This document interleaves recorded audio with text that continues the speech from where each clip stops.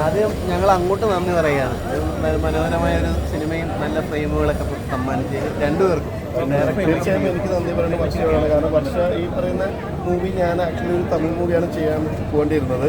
അപ്പോൾ ആ സമയത്ത് ഈ പറയുന്ന തമിഴ് മൂവി ഓൾമോസ്റ്റ് കമ്മിറ്റ് ചെയ്ത സമയത്താണ് വർഷ ഈ കഥ പറയുന്നത്. ഈ കഥ പറഞ്ഞപ്പോഴേക്കും ഞാൻ ശരിക്കും ലോക്കായി.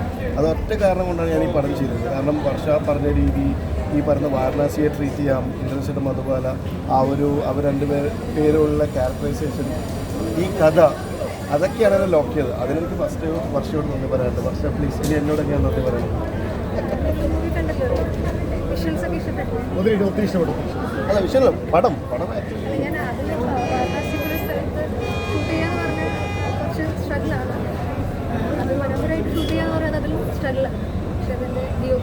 ഇപ്പൊ സിനിമ കണ്ടുകൊണ്ടിരുന്ന സമയത്ത് ആ വള്ളത്തിന്റെ സീനെ കാണിച്ചപ്പോൾ പല ആളുകളും മൊബൈലെടുത്ത് അത് ക്യാപ്ചർ ചെയ്യുന്നുണ്ട്. അപ്പോൾ അവർക്ക് അത്രയും ആ ഫ്രെയിം അത്രയും ഇഷ്ടപ്പെട്ടതുകൊണ്ടായിരിക്കണം പലരും. ഞാൻ അടുത്തിരുന്നുകൊണ്ട് നോക്കി ആണ്. പക്ഷെ അത് എനിക്ക് സങ്കടം എന്ന് വെച്ചാൽ നിങ്ങൾ അങ്ങനെ ചെയ്യല്ലേ. കാരണം വെച്ചാൽ മേ ബി ഇത് നമുക്ക് OTT ഒക്കെ ഇറങ്ങി കഴിഞ്ഞാൽ അത് സ്ക്രീൻഷോട്ട് എടുക്കാം. പക്ഷെ ഇപ്പോൾ എന്ന് വെച്ചാൽ അത് നിങ്ങൾ ആസ്വദിക്കും മാക്സിമം. അത് എനിക്ക് സങ്കടമാണ്. നിങ്ങൾ അങ്ങനെ ഒരു ഫോട്ടോയിലേക്ക് പോകുമ്പം ആ ഇമോഷൻ അവിടെ കട്ടായി പോകുമെന്നുള്ളൊരു സങ്കടമുണ്ട്. കാരണം വെച്ചാൽ അത് ചെയ്യരുതാലും നിങ്ങളത് ഫോട്ടോ ഒക്കെ നമുക്ക് പിന്നെ എടുക്കാം. നിങ്ങൾ പടം ആസ്വദിക്കും. അപ്പോൾ എന്തായാലും എല്ലാവരും ഇതിന് ശേഷം വാരണാസി പോയി കാണണം. It's A very good place. ഭയങ്കര പീസ്ഫുള്ളാണ്. ഈ പറയുന്ന പോലെ ഇത് വാരണാസി പ്രൊമോഷനല്ല, പക്ഷെ വാരണാസിയിൽ നിന്ന് കിട്ടുന്ന ഒരു എനർജിയാണ് എന്നെക്കൊണ്ട് ഈ പടത്തിൽ നന്നായി ചെയ്യിപ്പിക്കാൻ പറ്റിയത്. നമ്മൾ ഫസ്റ്റ് ഇത് എഴുതാൻ പ്രോത്സാഹിപ്പിച്ചത് വാരണാസിയാണ്. സോ ഈ ക്രൗഡിനെ എങ്ങനെ മാനേജ് ചെയ്തു? ക്രൗഡിനെ മാനേജ് ചെയ്തത് നമ്മൾ നന്നായിട്ട് തെറിയൊക്കെ കേട്ടു. പക്ഷേ നമ്മൾ റൈറ്റ് സൈഡും ലെഫ്റ്റ് സൈഡും ആൾക്കാരെ ബ്ലോക്ക് ചെയ്തിട്ടാണ് ഷൂട്ട് ചെയ്തത്. വേറെ ഒരു വഴിയില്ലായിരുന്നു. അപ്പോൾ നമ്മുടെ ADs ആവട്ടെ, നമ്മുടെ ബിജു ചേട്ടനാവട്ടെ, എല്ലാവരും ഗ്യാനു ചേട്ടൻ, അവിടുത്തെ ഗ്യാനുബായി, അവിടെ പരസ്യ ആൾക്കാരൊക്കെ ഹെൽപ്പ് ചെയ്തു.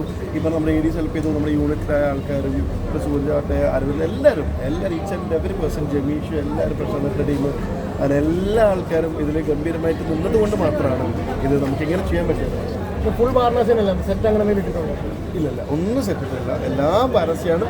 അതായത് പടത്തിൻ്റെ 1 മിനിറ്റ് മാത്രം ഒന്ന് ജസ്റ്റ് ഒന്ന് മാറുന്നുണ്ട്. പക്ഷെ അത് 99% വാരണാസിയിലെ ഷൂട്ട് ചെയ്തത് നമ്മൾ. അപ്പോൾ അത് അങ്ങനെ തന്നെയായിരുന്നു അതിൻ്റെ തീരുമാനം. അങ്ങനെ കഥ അങ്ങനെ തന്നെയാണ് സംസാരിക്കുന്നത്. ലൊക്കേഷനൊക്കെ കണ്ടുപിടിക്കാൻ ബുദ്ധിമുട്ടിച്ചോ? അവിടെ ഒരുപാട് ബുദ്ധിമുട്ടി. കാരണം ആ ലൊക്കേഷൻ കാണുന്ന സമയത്ത് അവിടെ ഫുൾ ചെളി കെട്ടി കിടക്കുകയായിരുന്നു, 40 ഫീറ്റോളം. അപ്പോൾ നമ്മൾ ഈ ഘാട്ടാണ് ആക്ച്വലി നമുക്ക് ആകെയുള്ള ട്രാൻസ്പോർട്ടേഷൻ. നമുക്ക് നടക്കാൻ മാത്രമേ ഉള്ളൂ. അവിടെ വണ്ടികൾ പോവില്ല, റിക്ഷ പോവില്ല. അപ്പോൾ 21 കിലോമീറ്ററോളം നമ്മൾ രാവിലെയും വൈകിട്ടുമായിട്ട് നടക്കും. 21 കിലോമീറ്റർ എന്ന് പറയുന്നത് ഞാൻ എൻ്റെ ജീവിതത്തിൽ നടന്നിട്ടില്ല ഒരുമിച്ച്. അപ്പോൾ 21 കിലോമീറ്റർ വർഷം നമ്മളെല്ലാവരും ADs എല്ലാവരും കൂടി നടന്ന് ഇവിടെ അവിടെ നടന്ന് തിരിച്ചു വരുമ്പോൾ ചെളി കെട്ടിരിക്കുകയാണ്. അപ്പോൾ ചെളി കെട്ടിയ സമയത്ത് നമ്മളിങ്ങനെ ചെളിയിലേക്കൂടി ഇങ്ങനെ വളഞ്ഞ് തിരിഞ്ഞ് ഗല്ലിയിലേക്കൂടെ പോയി തിരിച്ചു വന്ന് അങ്ങനെ ഒരുപാട് ബുദ്ധിമുട്ടി നമ്മൾ. പിന്നെ വെയിലുണ്ടായിരുന്നു ആ സമയത്ത്. പക്ഷേ ഷൂട്ടിംഗ് സമയത്ത് ദൈവം സഹായിച്ചിട്ട് നല്ല ക്ലൈമറ്റ് നമുക്കുണ്ടായിരുന്നു. അത് നമ്മൾ ഹെൽപ്പ് ചെയ്ത് ദൈവം സഹായിച്ചിട്ട് നമുക്ക് എല്ലാ രീതിയിലും ഹെൽപ്പ് ഉണ്ടായിരുന്നു. പിന്നെ പ്രൊഡ്യൂസറിന് ഉറപ്പായിട്ടും, കാരണം ഇങ്ങനൊരു മൂവി നമ്മളെ കൂടെ നിന്ന് പ്രൊഡ്യൂസ് ചെയ്ത് വർഷയും നമ്മളൊക്കെ വിശ്വസിച്ച് ഇങ്ങനൊരു പടത്തിൽ പ്രൊഡ്യൂസ് ചെയ്യാൻ പറ്റിയ ആൾ. അപ്പം അദ്ദേഹത്തിന് ബിഗ് താങ്ക്സ് കൊടുക്കണം. കാരണം ഇങ്ങനൊരു മൂവി, അതും വർഷയെപ്പോലുള്ള ഒരാൾ, ഡെബ്യൂ ആയിട്ടുള്ള ഒരാളിനെ വിശ്വസിച്ച് ഇറക്കാമെന്ന് പറഞ്ഞത് എന്താ പറയുക, അതൊരു ടാസ്ക് തന്നെയാണ്. ബട്ട് എന്നിരുന്നാൽ പോലും അവസാനം നമുക്ക് പ്രൊമോഷൻ ആയാൽ പോലും നമ്മൾ അത്രയും ഒരു രീതിയിലും ഒരു കുറവുമില്ലാതെ നമ്മൾ ഹെൽപ്പ് ചെയ്തു ഭയങ്കരമായിട്ട്. അത് ആ പ്രൊഡ്യൂസറിൻ്റെ കഴിവാണ്. അദ്ദേഹത്തെ എന്തായാലും ഇതിൽ സ്മരിച്ചേ പറ്റുള്ളൂ. അപ്പം അത്രയും ഇതാണ് അതെന്നല്ലേ പറയാം അല്ലേ? ഓക്കെ. അപ്പോൾ ഇന്ദ്രൻ ചേട്ടൻ്റെ മൈന്യൂട്ടായിട്ടുള്ള ഭാവങ്ങളുണ്ടല്ലോ. കാരണം നമ്മൾ ഇന്ദ്രൻ ചേട്ടൻ അഭിനയിക്കുന്ന സമയത്ത് നമ്മൾ വിചാരിച്ചു ഇന്ദ്രൻ ചേട്ടൻ അവിടെ കുറഞ്ഞു പോയോ. ബട്ട് ഞെട്ടിച്ചെന്ന് വെച്ചാൽ നമ്മൾ ഡബിങ് ഷൂട്ടിലിരിക്കുമ്പോഴും ഈ പറയുന്ന പോലെ മിക്സിലിരിക്കുമ്പോഴൊക്കെ നമ്മൾ ഓരോ ടൈം ഇപ്പോൾ ഇവിടെ കാണുമ്പോഴേക്കും തിയേറ്ററിൽ കാണുമ്പോഴത്തേക്കും വേറെ ലെവലിലേക്ക് കയറിക്കൊണ്ടിരിക്കുകയാണ്. മാമിൻ്റെ അഭിനയമാവട്ടെ, ഇന്ദ്രൻ ചേട്ടൻ അഭിനയമാവട്ടെ, നമ്മുടെ വിഷ്ണു ചേട്ടൻ അഭിനയമാവട്ടെ, എല്ലാവരും ജാഫർ ഭായ്, എല്ലാവരും ഈച്ച് ആൻഡ് എവരി പേഴ്സൺ അവർ ഈ പടത്തിൻ്റെ ഓവർ ദ ടോപ്പ് പോകാതെ അഭിനയിച്ചു. അപ്പോൾ അതുകൊണ്ട് ഈ പടം തിയേറ്റർ വാച്ച് തന്നെയാണ്. കാരണം തിയേറ്ററിൽ നിന്ന് മാത്രമേ നിങ്ങൾക്ക് ഇത്രയും ഇമോഷൻസ് കണക്ട് ആവും. കാരണം ഇതിൽ വേറെ ഡിസ്റ്റർബൻസ് പാടില്ല. നിങ്ങൾ ത്രൂ ഔട്ട് തന്നെ കണ്ടിരിക്കണം. നമ്മൾ OTT കാണുമ്പോൾ വെച്ചാൽ OTT നമുക്ക് നല്ല വാച്ചാണ്. ബട്ട് എന്നിരുന്നാൽ പോലും OTT കാണുന്ന സമയത്ത് നമുക്ക് ഈ പറയുന്നത് നമുക്ക് കോൾസ് വരാം, അല്ലെങ്കിൽ നമുക്ക് കോൾസ് എടുക്കാനുള്ള ഓപ്ഷൻ ഉണ്ട്. തിയേറ്ററിൽ നമുക്ക് പറ്റില്ല. കാരണം നമ്മളൊരു 3 മണിക്കൂറിന് വേണ്ടി വെച്ചിരിക്കുകയാണ്. ഇപ്പോൾ ഞാനിപ്പം ഒരു സിനിമ കാണാൻ പോകുമ്പോൾ വൈഫിന് ആദ്യം മെസ്സേജ് ഞാൻ സിനിമയിൽ കാണാൻ പോകാമെന്ന് പറയുമ്പോൾ 3 മണിക്കൂർ പിന്നെ കോൾ ഉണ്ടാവില്ല.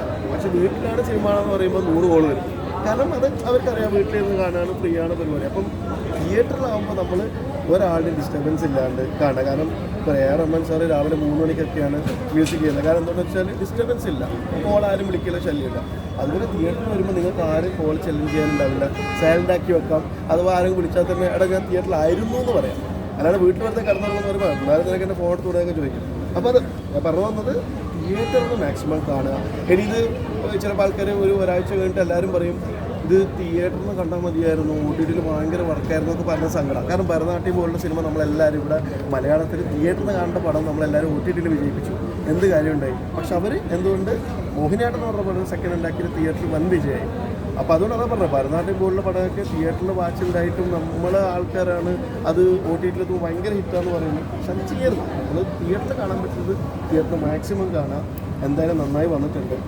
ഗോവിന്ദവാസിന്റെ മ്യൂസിക്കിനെ പറ്റി നല്ല പ്രതികരണമാണ്. ഞാൻ പറഞ്ഞു ഓരോ ആൾക്കാരും മിസ്സായി പോകുന്ന രംഗൻ ചേട്ടൻ്റെ എൻ്റെ സറൗണ്ട് മ്യൂസിക് എല്ലാം ഈച്ച് ആൻഡ് എവരി. കാരണം ഗോവിന്ദ മ്യൂസിക് എൻ്റെ ഈ പറഞ്ഞ വിഷ്വൽസിനെ ലിഫ്റ്റ് ചെയ്യാൻ ഭയങ്കരമായിട്ട് സഹായിച്ചു, ഇമോഷൻസ് ഭയങ്കരമായിട്ട് കൊണ്ടുവരാൻ സഹായിച്ചു. കാരണം ചില ഏരിയയിലൊക്കെ മൈന്യൂട്ടായിട്ടൊക്കെ പിടിച്ച്, അതായത് അനാവശ്യമായിട്ട് വെറുതെ മ്യൂസിക് ചെയ്യാതെ കറക്റ്റായിട്ട് ഈ പടത്തിന് വേണ്ടിയിട്ടുള്ള എല്ലാ പരിപാടിയും ഗോവിന്ദ് ഗംഭീരമായി ചെയ്തു. എനിക്കറിയില്ല ആരൊക്കെ മിസ് ചെയ്തോന്നും അറിയില്ല, but each and every one ഈ പടത്തിൽ നന്നായി ചെയ്തിട്ടുണ്ട്. And thank you so much. ഇത് ടീം വർക്കാണ്, അതുകൊണ്ട്